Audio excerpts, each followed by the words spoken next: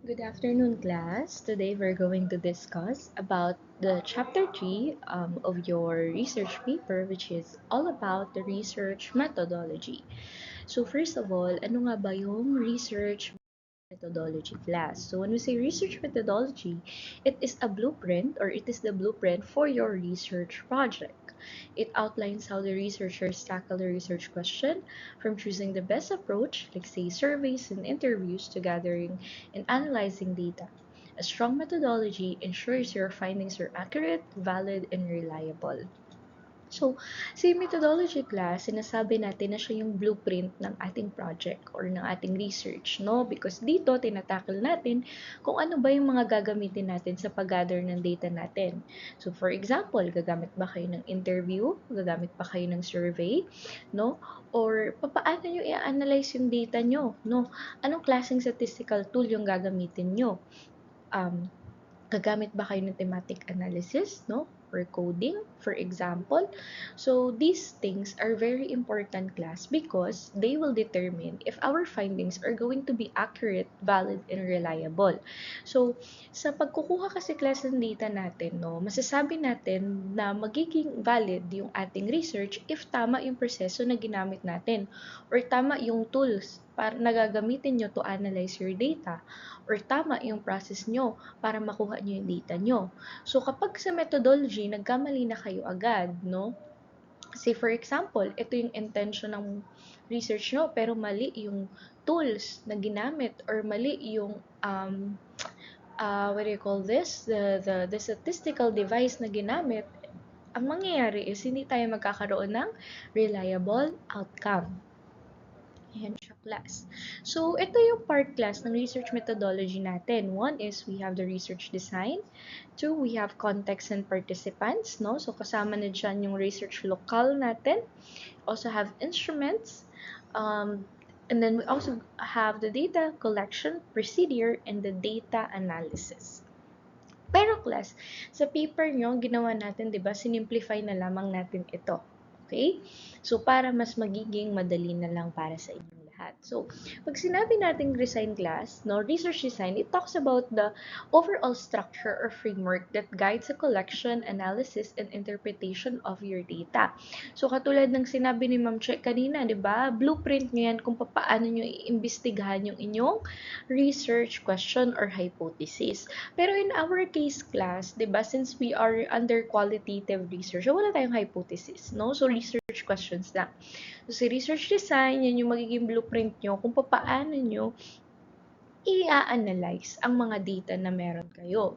So, meron tayo, class, iba-ibang research design. Ito na pag-aralan na natin to, no, nakaraan, no, na-report nyo na rin ito. So, I guess na this is gonna be a lot easier for you. Okay? But these are the different types of research design. One is we have the narrative. Second one, the phenomenological. Three, we have case study. Fourth, ethnographic. Five, grounded theory. And then the other one is going to be historical. So, isa-isahin natin, class. When we say narrative, it focuses on storytelling or telling a story, often from perspective of an individual or group. It explores experiences and events over time, providing a rich context and understanding of the respondents' experiences. So, for example, the journey of some Filipino street vendors. So, in this case, class, no, kapag nag-narrative tayo, ini-explore natin yung perspective ng bawat individual or group, no? So, sinasabi nating overtime class because hindi lamang ito isang one-time event, no? Like say, isang beses nyo lang kakausapin yung participants nyo, hindi, no? So, para siyang case study na kung saan i-explore nyo talaga kung ano yung experiences nila, ano yung perspective nila, yung karanasan nila, over time. At gagawin nyo ito through narrative, no? So, ibig sabihin, detalyado yung interview na meron kayo. So, pwedeng kayo mismo mag-interview sa kanila, no? Bibigyan nyo na sila ng prompt questions, or pwede rin na sila mismo yung magsusulat on their end. Tapos, ang gagawin nyo is i-interpret nyo lang kung ano yung sinulat nila. Okay, so again, pag sinabi nating narrative, we are talking about the detailed description of your participants' experiences. Okay, so yun yung narrative. Second one, we also have phenomenological. This design aims to understand the lived experience of a phenomenon from the perspective of participants, no? It focuses on how people make sense of their world and their subjective experiences.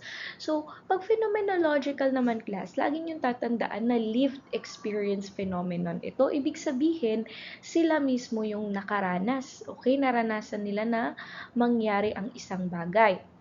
Okay, say for example class, ang research title nyo is all about the perspective of the students about guidance counseling. But, yung participants nyo is hindi pa nila naranasan yung guidance counseling.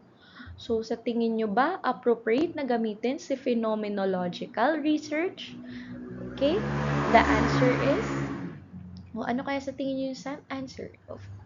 Okay, of course, the answer is no. No, hindi tama na gamitin natin si phenomenological. Because pag sinabing phenomenological, naranasan mismo ng participant, no? It comes from a place of personal experience. Hindi lang experience ng kakilala nila, kundi yung sa kanila talaga mismo. Okay?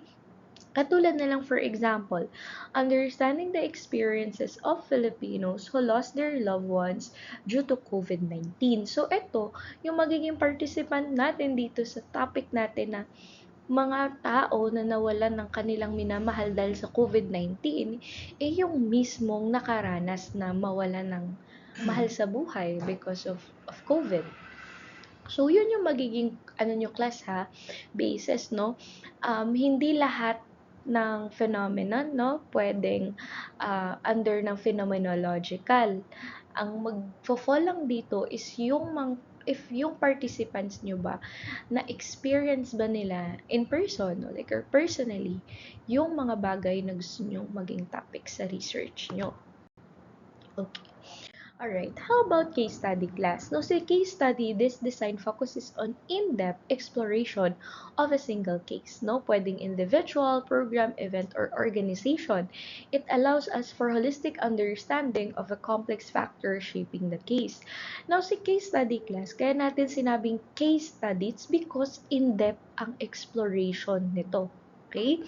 So, nagpo-provide siya ng mga nuanced understanding about, di ba pag sinabi nating nuance, ito yung mga bagay na kung saan hindi madaling maobserbahan, no? Or hindi ganun ka-common or personal, deeply personal sa isang tao.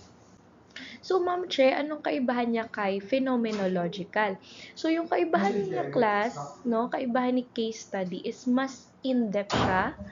At usually, yung number ng participants natin, konti lamang kumpara kay phenomenological. Kasi nga, in this case, sa case study, ito class yung mga, tawag dyan, mga concerns na rare, no? Or hindi lahat or karamihan is nararanasan.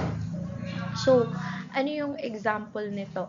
Okay, so say for example, ang part ng case study natin is we are going to investigate the experiences of individuals na mayroong schizophrenia, no? So titignan natin kung ano ba yung mga nakikita, naririnig o napaperceive ng mga taong may schizophrenia. Ano yung kanilang experiences, no? Ano yung kanilang araw-araw na karanasan.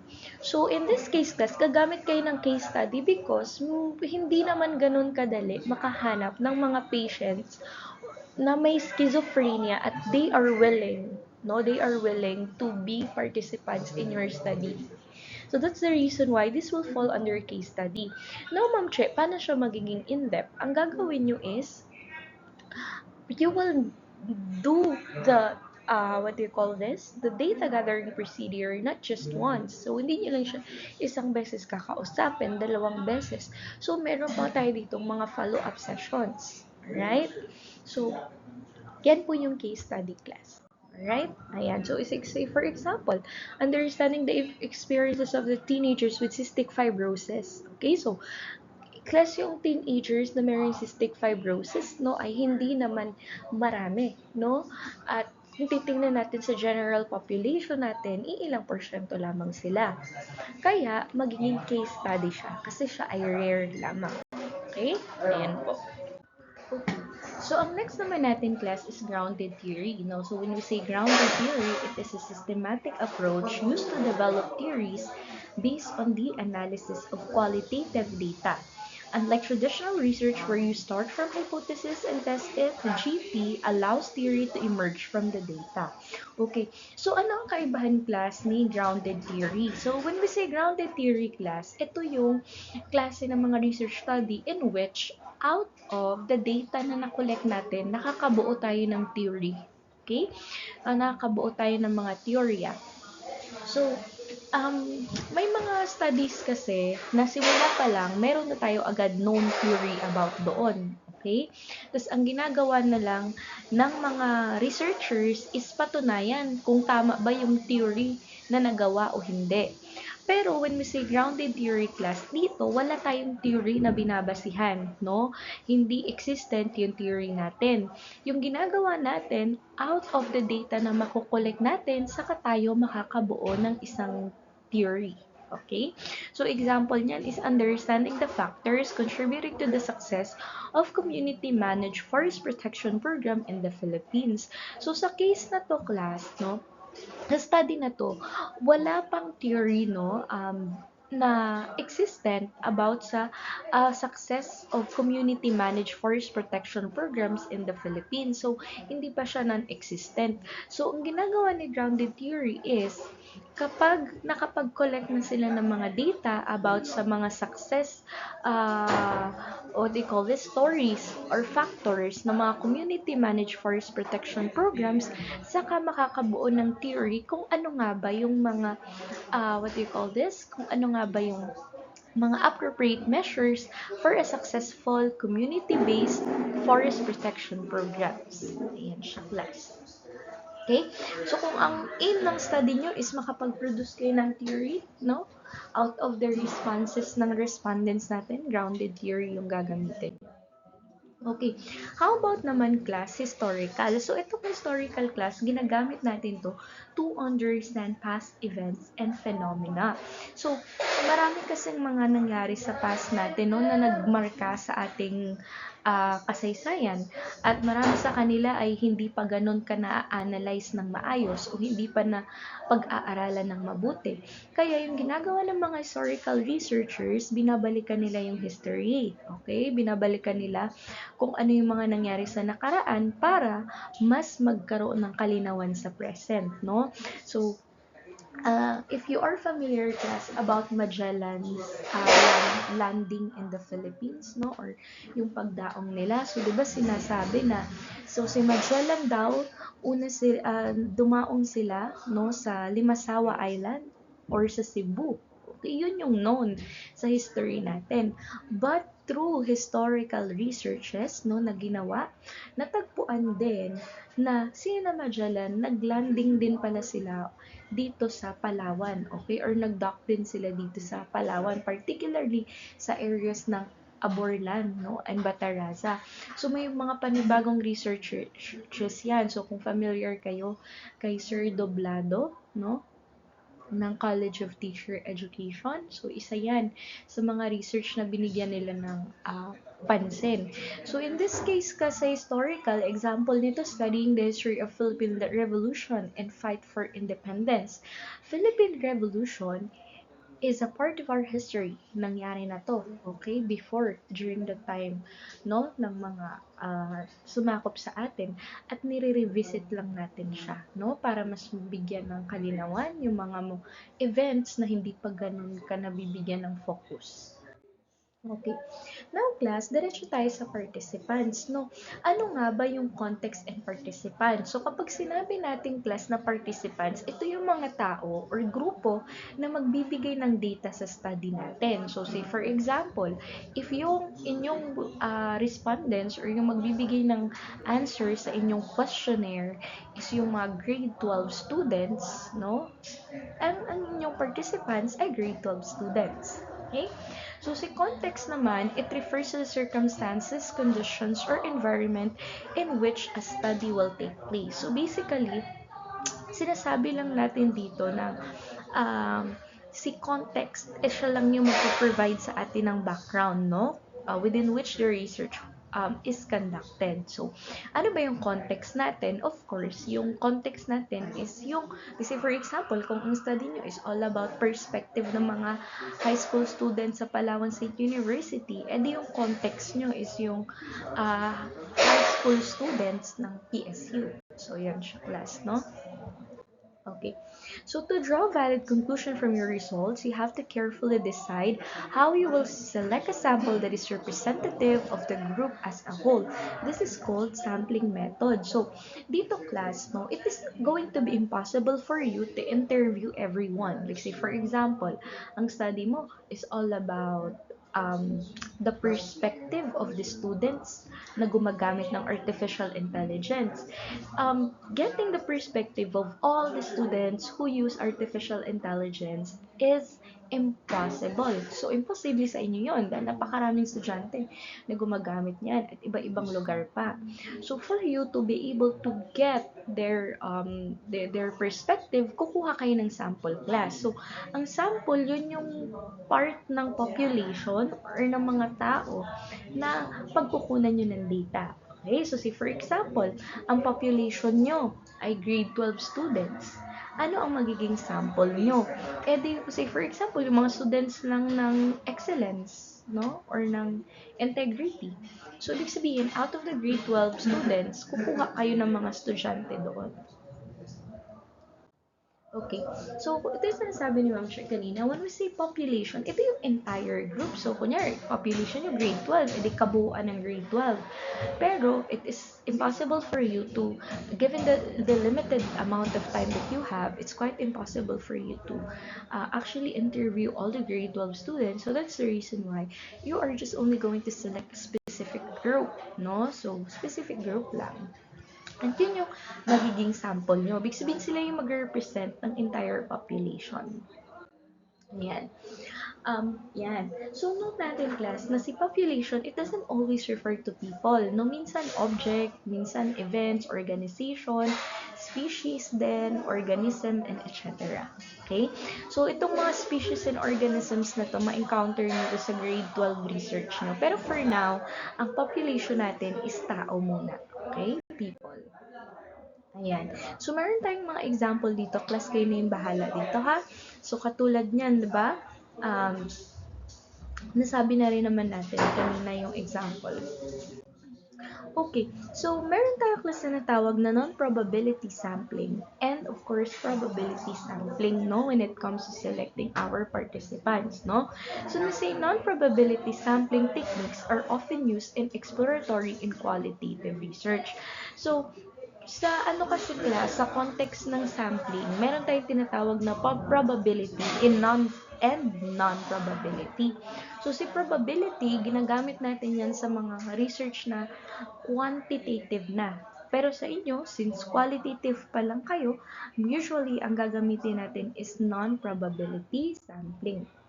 So, ano-ano yung mga examples nito? So, one is we have convenience sampling. So, convenience sampling class, it simply includes the individuals who happen to be most accessible to the researcher. So, kung sino yung pinaka malapit sa inyo, no? Nakakilala nyo, yan. So, ginagamit natin bilang participant. So, mas madali para sa inyo yun kasi mas malapit lang, mas convenient, mas madali, no? But ang problema dito is that there is no way you can tell if the samples represents the population. So, ibig sabihin ng class, hindi natin masabi if talagang yung napili nyo na yan ay objective siya. Kasi pinili nyo lang nga eh, based on the ease of access. Okay? Pero ma'am, nangyayari ba to na convenience sampling yung ginagamit? Yes, class. Ginagamit yan. Especially if, like, say, for example, limited na lang yung time ng researcher, no? Or napakalayo talaga ng mga participants sa kanya at hindi niya mapuntahan. So, convenience sampling yung ginagamit. Pero ang mahirap lang dito, class, is prone to siya sa biases, no? Ayan. So, So, ano yung example nito, class? Katulad niyan, you are researching opinions about student support services in your university. So, after each of your classes, you ask your fellow students to complete a survey on the topic. This is a convenient way to gather data, but as you only surveyed students taking the same classes as you at the same level, the sample is not representative of all the students at your university. Okay?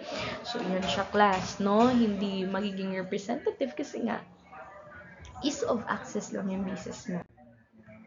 So we also have what we call the voluntary sampling. So a voluntary sampling, so ito, class, based on ease of access lang din to. Pero ang kinaibahan lang, yung tao mismo yung nagvo-volunteer, no? So sila yung gustong maging participants, no?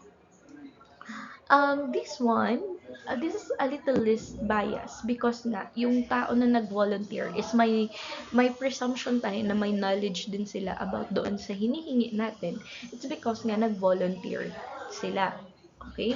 But of course, this is still prone to biases because meron tayong tinatawag na self-selection bias. So, pinili lang nila na maging participant sila. Pero hindi tayo ganun kasigurado kung mas-screen ba natin sila ng maayos at talagang sila yung appropriate na participants. Okay. Ayan. No? So, basahin nyo na lang to, class, no? Yung example ng um, ating voluntary sampling, no? Okay.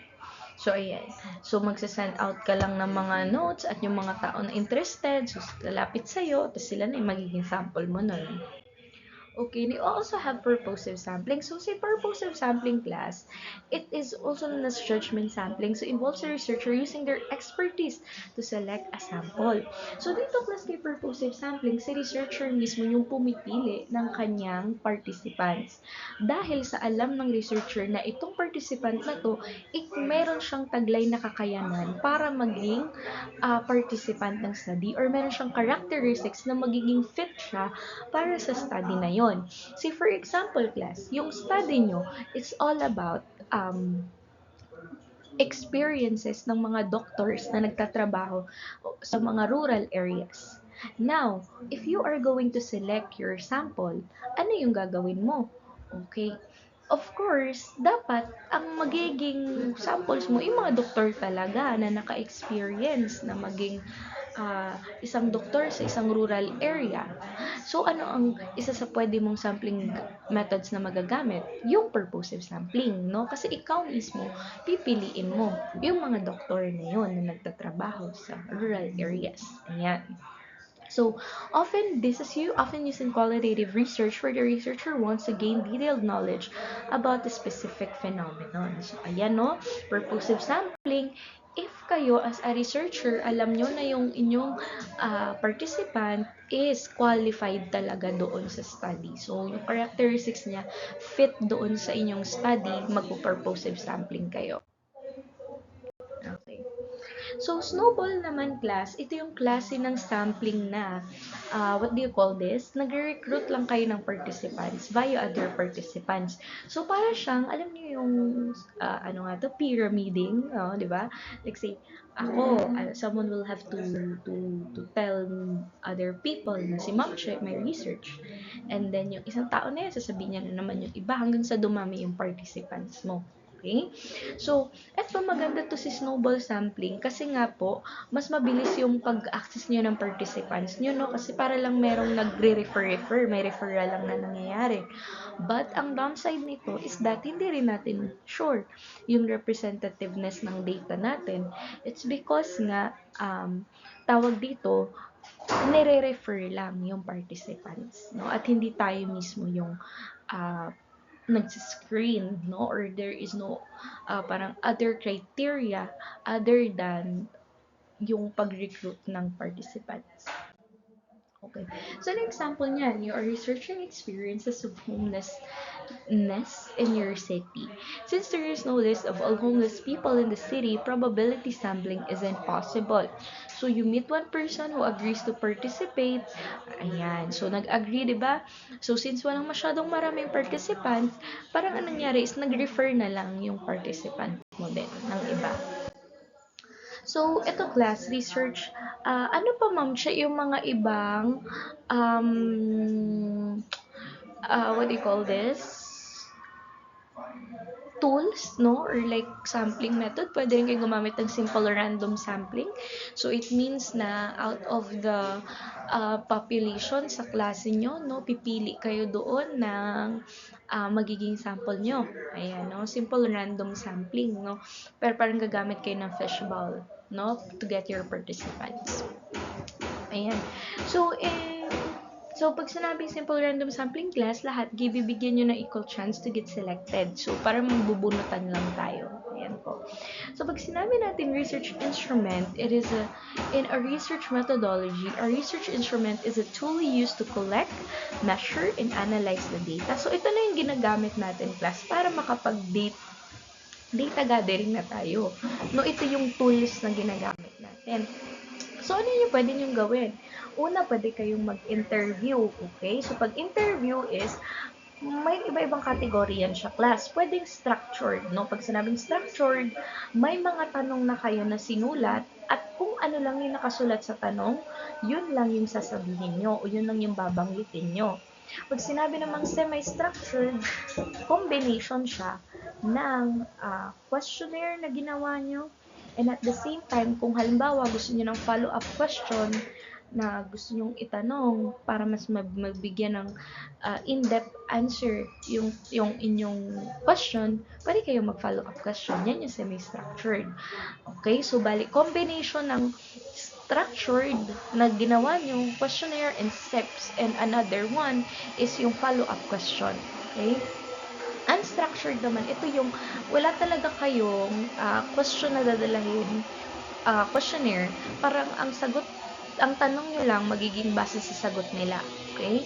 So, pwede kayong magtanong for however you want, just so long as na sufficient siya doon sa answer ng ating participant.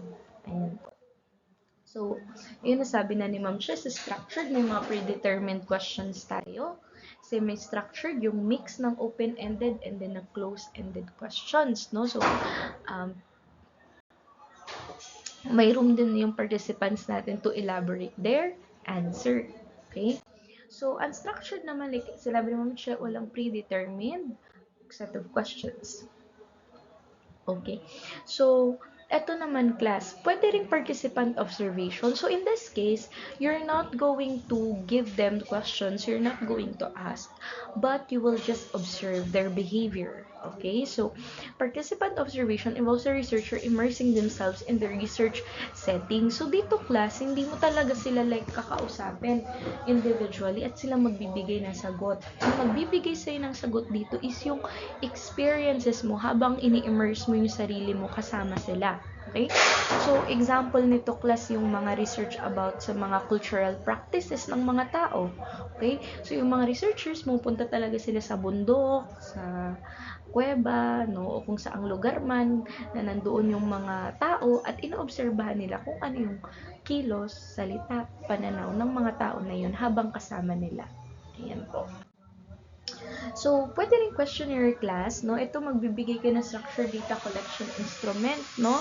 Na in a written format, no? So, pwede nyo siyang i-administer, pwedeng online surveys, pwede na ding personal, no? So, it depends on you. Pero questionnaire is ginagamit, ito is yung set of questions na nasasagutan lang nila, no? Hindi through interviews, kundi through written.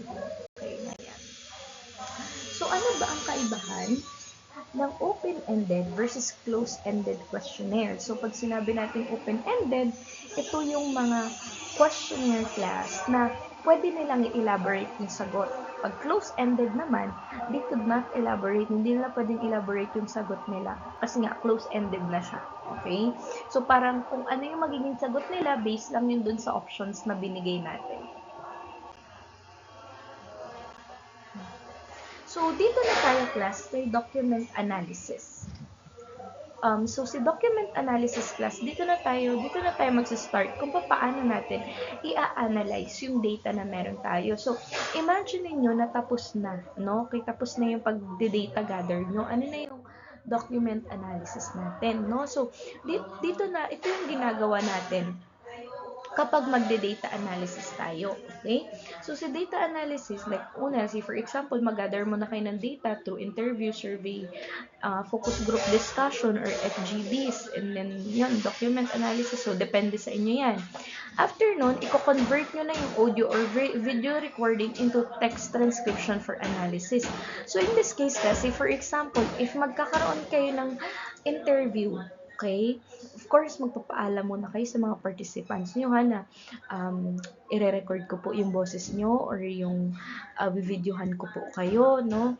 So, habang sumasagot kayo, wag nyo gagawin class na walang informed consent, ha? Before you ask the participants to answer your questionnaire, there must be a consent first, no? Or before you interview them, may consent muna yan.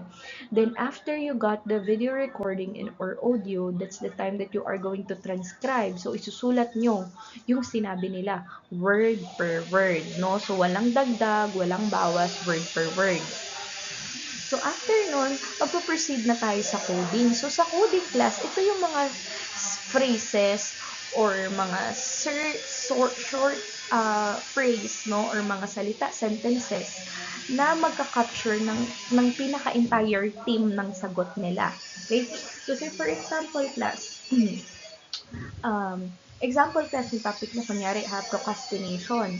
So, ang tanong is, bakit ka ba nagpo-procrastinate? Kunyari, yung sagot is, nagpo-procrastinate ako kasi madalas natatamad na ako sa mga gawain sa eskwelahan, napapagod na ako, I feel na nababurn out na ako.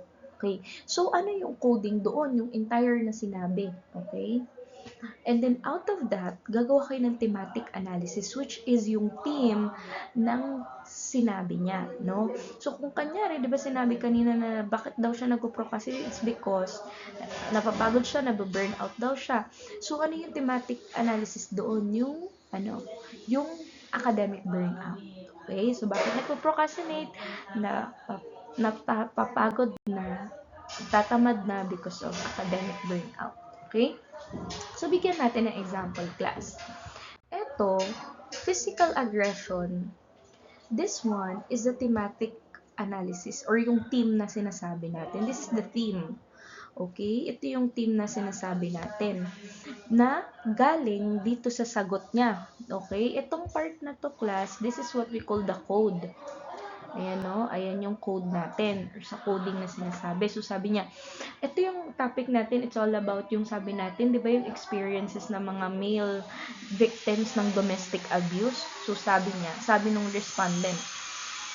Tapos, pag nag-aaway kami, kalmot ng likod, kalmot ng leeg, palo ang likod, mag-inom ako, papaluin ng biglaan. Ayan. Actually, marami nandun na yung pinaka-worst na lang siguro yung binato ko ng gunting at natusok ako sa likod. Maliban sa mga pasimpleng sampal, mga suntok yon na yung pinaka-worst. Okay? So, in this case, class, ito na yung code niya. Okay? Ito yung code. Now, yung team niya, class, is physical aggression. Bakit physical aggression? Kasi nga sinabi niya na, class, no? Sinusuntok siya, binabato siya ng gunting, no? Sinaslap siya, trigger warning to everyone, ha? So, sinasaktan siya. So, that's physical aggression. Yun yung team. Yung code is yung entirety ng sinabi ng participant. Okay. Next one, negative self-image. This is the theme class, no? Theme yan siya. So, ano naman yung code natin? Nakaka-degrade siya. Okay, yung pang-aabuso ng propesyon. Okay, ayan.